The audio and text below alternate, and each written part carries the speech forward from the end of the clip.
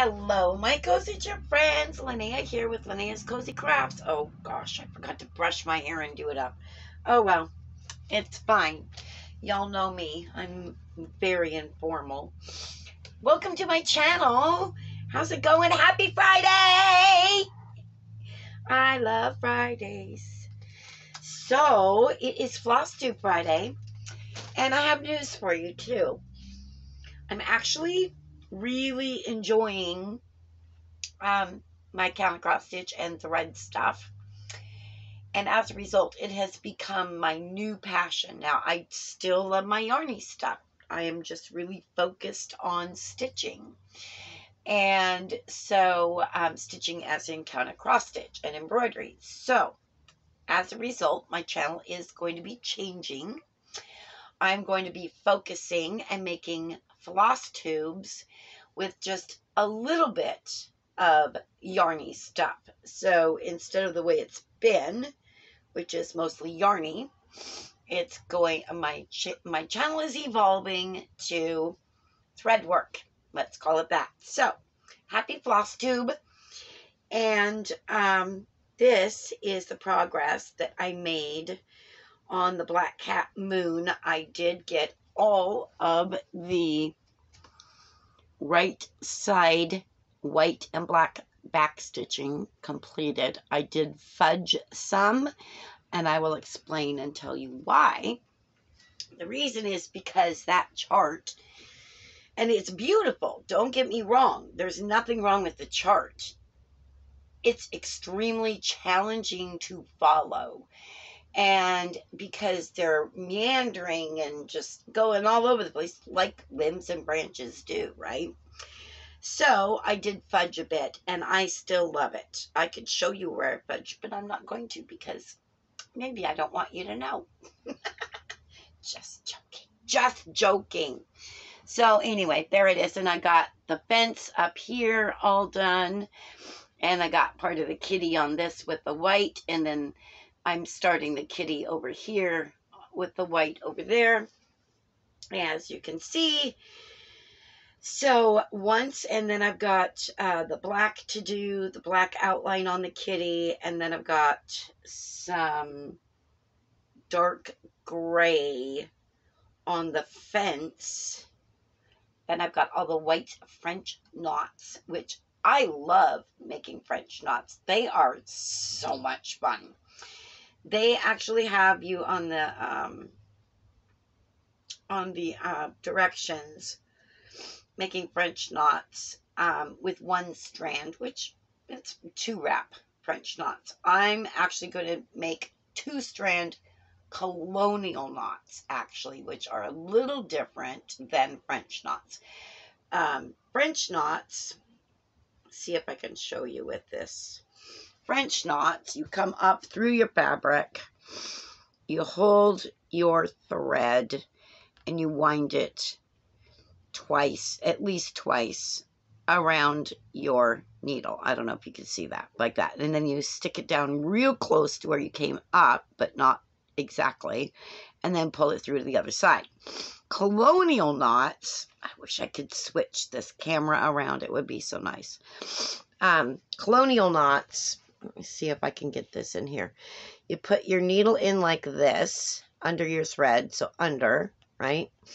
And then you wind it around figure 8. Oh, wait, no, I'm holding it wrong. There we go. So this way, you hold your thread off to the left if you're a righty. Bring your needle here like this, and then bring it around the back side, the working thread around the back side of the needle into a figure 8, and then push it down. And they're just so cool. I don't know if you can see that very good. I tried. I will make a tutorial for French knots, and I will also make a tutorial for colonial knots. Colonial knots are, both of them are so much fun to make. I really, really enjoy colonial knots, and I like the look of both. On 8 o'clock, though, the colonial knots tend to stay better versus French knots. That's just my take. So, and my experience. So what I'm doing is I'm going to make 2-strand instead of 1-strand French knots. I'm going to make 2-strand colonial knots, and it should still turn out looking good. I'll see how a couple of them look. I may change my mind and go back. I'll let you know when I get this finished. But yeah, I'm really enjoying this. One thing I've learned, okay, so cross stitchers, if you don't know this, and I don't know why I never thought of it. So I'll show you. See my special finger, as I call it? See the owie? That is a needle poke from pushing the needle through my fabric when it didn't want to go through. And not only did I push it to the fabric, I pushed it right into my fingertip. Yeah, it's a little sore. So I was reading in a group, and a lady actually addressed how can I protect my fingers from, or my needle finger, as we call it, from getting punctured. And this one lady, and I can't remember who it is, but I thanked her in 2 of my groups because I knew it was in one of the groups that she mentioned it.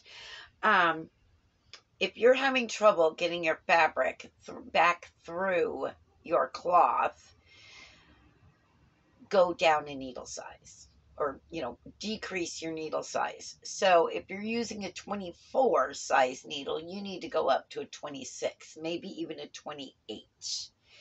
Because the higher the number, the smaller the needle, okay? So I thought that was excellent tip and advice, so I'm passing that along to you. If you, at the first sign of a struggle of getting, because it should go, your needle should go through your fabric just beautifully on the 8 o'clock, because it's got holes. I mean, come on. And I don't know why I never thought of it. It should go up and down smoothly with no resistance or little resistance. You should not be having it, especially if you've got it on a hoop.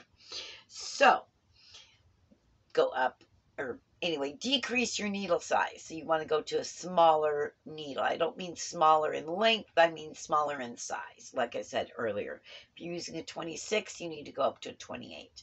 Try that. If you're using a 24, go up to a 26. So there we go. Especially in these kits, because they send you one size needle for, you know, the recommended needle size for the kit.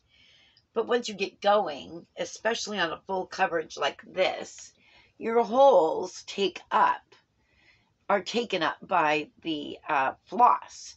So you're dealing with less area to get the thread through, the needle and the thread through. So it made sense when I read that. So I thought I'd pass it on to you. I know I already said that. So anyway, yesterday was spent, I'm not going to tell you how long I spent on our table. I spent a long time on our table yesterday. It's still not done, but it is getting there. All the papers, documents, receipts are sorted through, filed, and shredded. Those that can be shredded, already dumped in the dumpster. And now today, after the laundry is dry, then I'll be running into town, doing my errands there, and picking up my mini skein of the month. I forgot that last month. I'm going to see if they still have last month's or not. And if they do, I'll get last month's and this month. Because I don't want to miss out. I want all these little mini skeins from Apple Yarns. Oh, speaking of Apple Yarns. Okay, I know this. No, I'll do that Monday. I'll try to remember to do it Monday. Because this is Flosstube. Oh, except for I did just talk about yarns. So, okay, Apple Yarns. They have a VIP club now. $20 for the year. It's $19.99 for the year up to a certain date. I'm not sure when that ends. You better call them and ask them. Otherwise, it goes up to $29.99, which is still a killer deal for everything they are giving us in the VIP club. Of course, I joined. I am a charter member. Yay me. I will renew that yearly, period. Just because I love them, and they're just they're just amazing. They're just amazing. So, I think, oh, news on this one.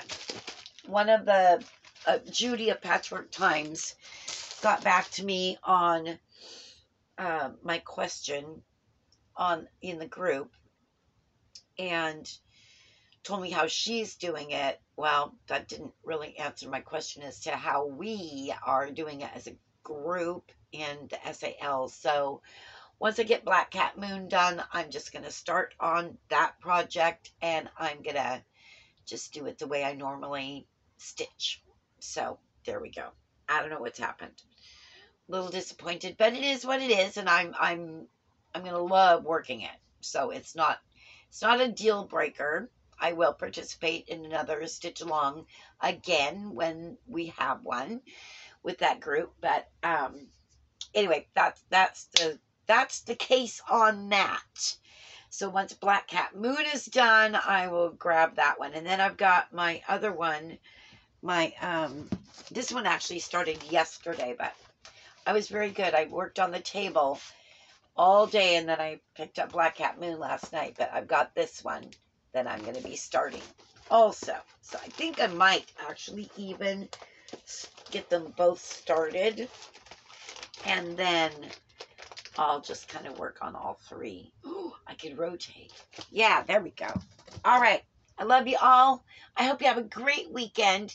We've got a celebration of a friend on his double lung transplant and honoring the person that donated both lungs to him. His 1-year lung anniversary. Yay! Congratulations, Kobe M. We're so grateful you are still with us. So we've got that tomorrow evening, 5 o'clock potluck style. So that'll be fun to celebrate his continued life here on Earth and to honor the person that donated the lungs to give him that life, to extend his life. So remember, I love you all. Jesus loves you even more than I do. He does. Ciao for now. Blessings and good fortune. Mwah.